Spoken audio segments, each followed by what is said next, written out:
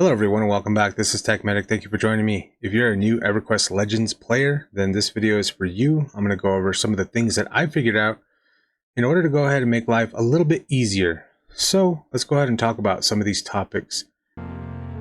Okay, so when we go to create character, it gives us this rundown of all of these different things. You can also find more information here on the sidebar behind my photo. But over here up in the class pane on the right hand side and on the left hand side, you're going to see all the races. So the races that are good, as I pull up my phone here, the good races are going to be your dwarves, your high elves, your wood elves, which are down here, your halflings, which are going to be, where are they? That's a gnome. Halfling, where are you? Right here, this guy right here, these little Oompa Loompa looking guys, and of course Froglocks. These are all the good races, okay guys? The evil races are gonna be the Troll, the Ogre, the Ixar, and the Dark Elf. Anyone not mentioned in either the good or the evil are gonna be neutral races. It's gonna be the Erudite, that's going to be the, the Karen, Human, Gnome, and Barbarian. So you can go ahead and pretty much get away with being with the neutral and good and work your reputation into that. In the game, certain vendors will not talk to you if your race and or disposition is of the good or bad. So that means that good merchants will not talk to evil player characters, and same thing goes for evil, like class trainers, merchants, teleporters will not talk to good race oriented players. So just keep that in mind as you go through the game. And there are a number of different turning quests that you can go ahead and do to improve your reputation with good and bad factions. So it's all there. The next thing that we're going to talk about is the good and bad of the class system here. So the good classes are going to be Paladin, which is your average heal casting, lay on hands, all that good stuff, tank, and of course your Ranger, which is located right next to it, and of course your Cleric. Now your Cleric is going to be like your plate wearing. Of course, in EverQuest Legends you can wear plate as a Cleric. So those are going to be your three primary good classes. Your ultimate evil classes. This means that if you pick a good race, right? And you could totally tarnish that by picking a Shadow Knight, because now you're going to be considered evil because you're going to be worshiping that particular deity or god, okay? You could see that all of the wood elves will start all the way over here in Greater Fadark.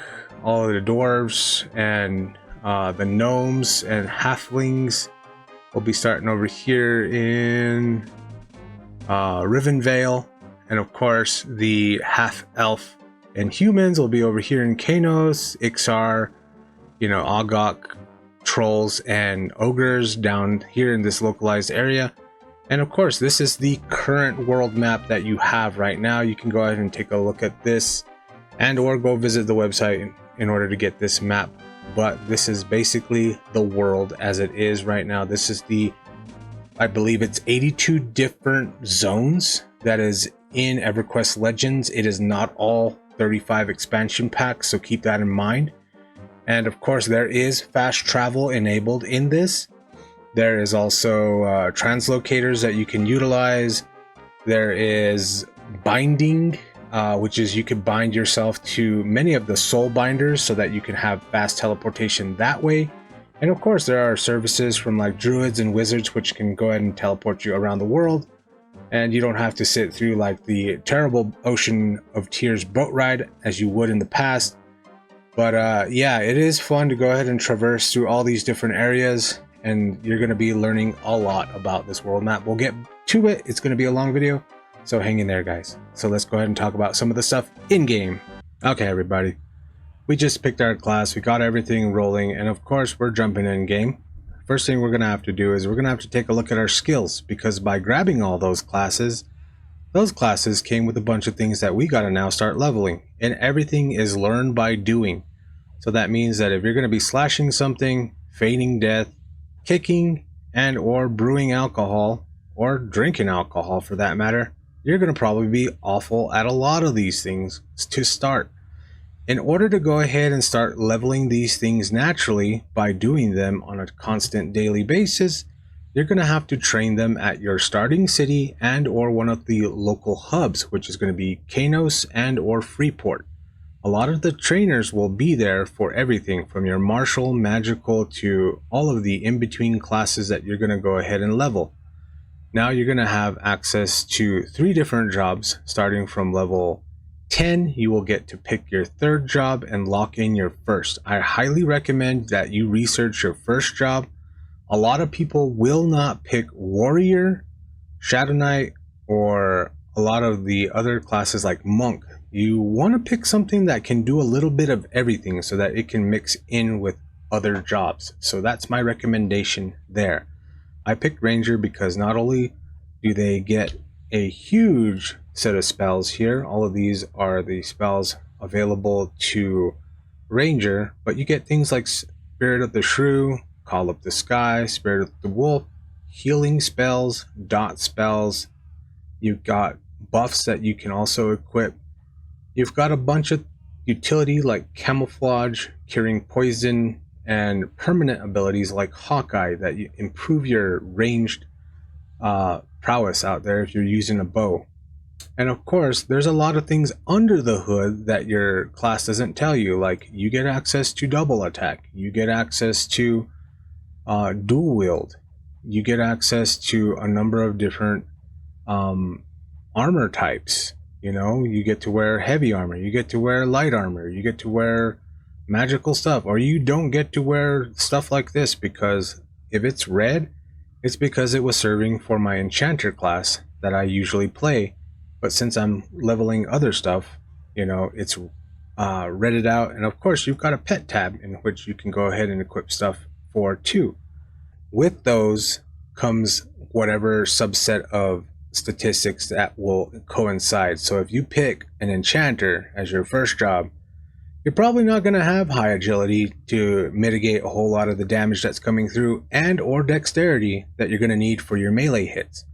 That's why I chose Ranger, and that's why I chose Half Elf, because they get kind of the best of both worlds there. If you're picking a Barbarian, man, good luck with your hit chance because they got some super low dexterity. Of course, everything can be fixed with gear, but I highly recommend that you keep an eye on those things. So let's go ahead and talk about our next topic. Okay guys, the next thing that we're going to be talking about is our skills key. So as we hit the L key, it's going to bring up our abilities, disciplines, spells, rituals, and of course, random people that are just running by. But hey, this is EverQuest Legends. It's good to see a healthy packed dungeon, especially when you're playing on D2. But we've got all our predestined macros here that have been given to us at the start and creation of our character. But we're going to be learning a lot of these things at different levels. You can go ahead and check out a wiki out there for all of the levels that you're going to be getting some of these skills. And of course, with every pivotal moment around level 15, 20, 25, 30, you're going to be getting specific class-oriented skills. Like for Ranger, you're going to be getting double attack and dual wield around level 15. And of course, you're going to be getting a lot of the kicks and punches that coincide with Monk. But that's only if you're playing those classes. With that, you're going to notice that all of these things and have some difficulty placing them onto your bar. So how do you get them on there? Let's talk about that. So as you can see here, I've got things like Bash that I want to put on my bar. And of course, it's right here. In order to take these things off, okay, you're going to be doing the right-handed, okay, right click. Hold that and it'll allow you to go ahead and clear that off. In order to set it back on, you're going to hold left click on the ability and that'll allow you to drag it and slap it right on your hotkey bar. Now, what about spell gems and why do you have so many? Well, in order to go ahead and buy more spell gems, inside of the alternate advancement is the, what is it? The archetype Mnemonic retention here. I've got 6 out of 6. Every one of these will give you an extra point. So there's 8 plus 6, which will give you the 14 that you see here. Now, with these, you'll be able to go ahead and drag your spells, okay? So again, archetype, mnemonic retention to buy more spell gem slots. Hugely important and huge investment early on in the game. Highly recommend it. With that, you'll be able to go ahead and drag and socket a number of different things. Like if I want to go ahead and glow like a firefly, I can go ahead and slap this on to my spell gems. You cannot directly put these onto your hotkey bar unless they're socketed and learned here. As you saw, there was a bunch of things. How can you load multiple spell gems? Well, at some point in the game, you're going to have 2 different spell gem bars, one for buffing and one for combat. So let's go ahead and just right click on this, load, and we'll just load Enchanter buffs. It's going to tell me that I have not enough higher level to go ahead and equip a lot of those different spell gem buffs. But what I can do here is I can go ahead and set up multiple. So I went ahead and created a warrior monk because that's currently what I'm playing. Now what it's going to do is it's going to auto learn all of those different skills and abilities, and it's going to place them on the hotkeys where I designated them within that snapshot, okay? So with that, we've got all of our skills and abilities loaded. Now we can go ahead and create a full bar of buffs, buff all that, and another huge tip in case you're tired of doing buffing, you need to buy the quick buff, which is in your general tab, which is right here. Costs 5 alternate advancement points, and you gain alternate advancement points alongside your experience points. So keep that in mind. Okay, now that we're back, we can go ahead and focus on getting our skills from our spell gem bar onto our hotkey bar. In order to go ahead and do that, you want to hold left click, okay? And that'll allow you to go ahead and pin that on there. If we go ahead and right click quickly, we can also unlearn a lot of these gems as well. So by doing that, we can go ahead and say, put that there. It learns, it gets popped onto the bar. We can go ahead and save that by right clicking load. So if you click to this timestamp, we are talking about leveling up your skills. How do we do that? Well, while they're on your spell gem, right? Because we can't obviously do that from our skill menu here. And hold down your right click on these, nothing happens. But when we hold down our right click on these, it brings up a menu. Now, if you just hold this, right, it pops it up. But if you let go and you're moving around, it's not. You have to move the arrow outside and then it sticks, okay? Once you do that, you can then take these motes, right? Certain levels of these motes, like up to lesser, will get you to +4. Anything past +4, you're gonna need major. Anything past rank 7, I believe, you're gonna need greater potential, okay? And then on into rank 8 and rank 10, all the way down, right? So with that, we can go ahead and level up this one, and we'll go ahead and drop 1, right? And you can see that it's equivalent. These major potentials are equivalent to 16 ranks. So that means that we can upgrade that. What happens when you level up a skill? The mana reduction, the cast time, the reuse time, and in this case, the fire resistance of the mob. So if the monster has minus or plus 50 fire resistance, most oftentimes, especially like if you're looking at a dot like this, right, which is flame lick. No, not that one. Come on, this one. Here we go. So let's take a look at this one, right? Flame lick, it's a dot. It ticks every 6 seconds for 17 damage. Cool little dot to have.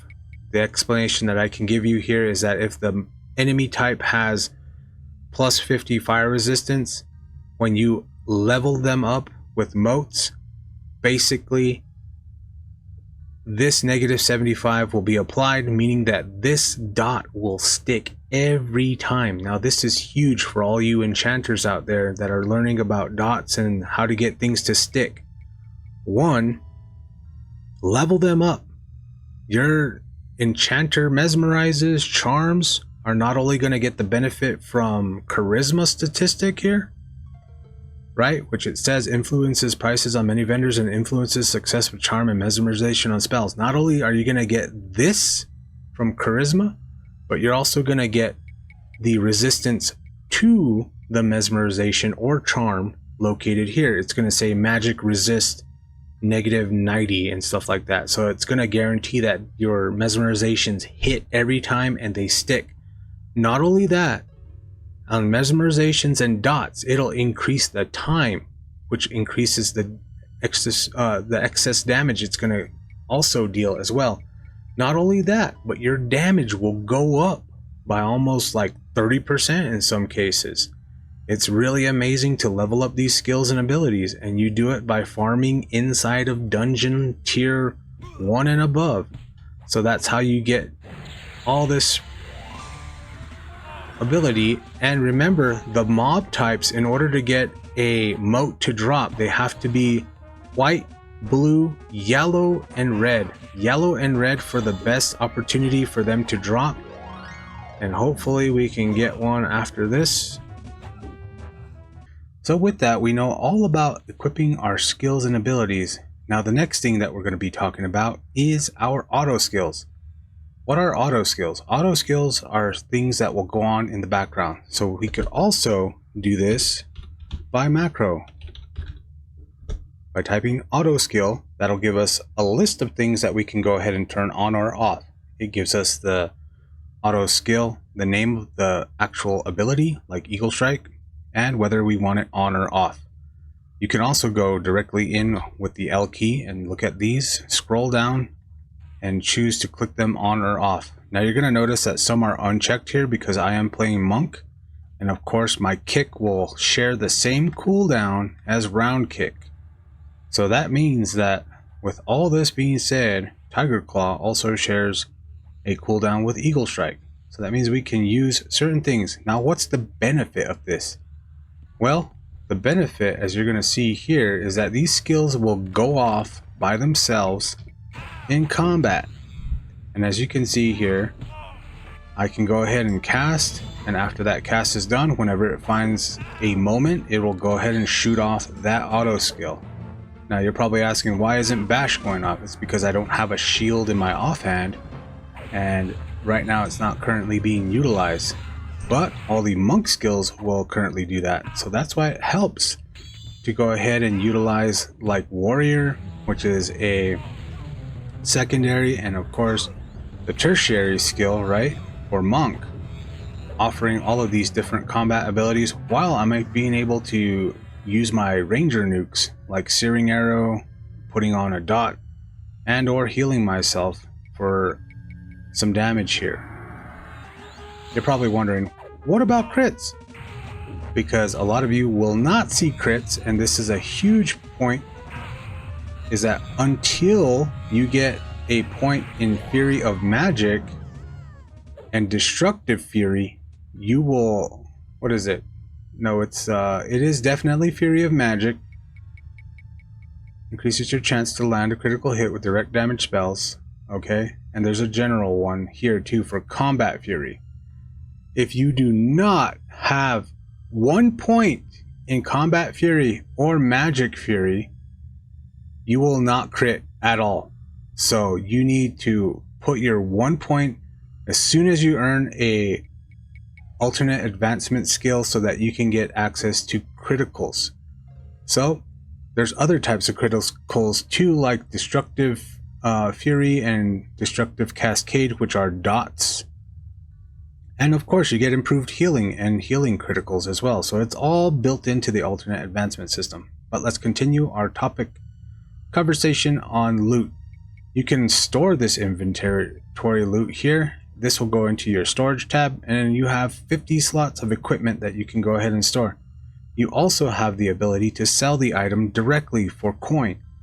When you sell an item that is worth 4 platinum, 7 gold, 6 silver, when we sell it, we're gonna get a mark off on that. So it's really up to you if you want to sell this stuff from this menu or lug it all the way back to town and sell it off there.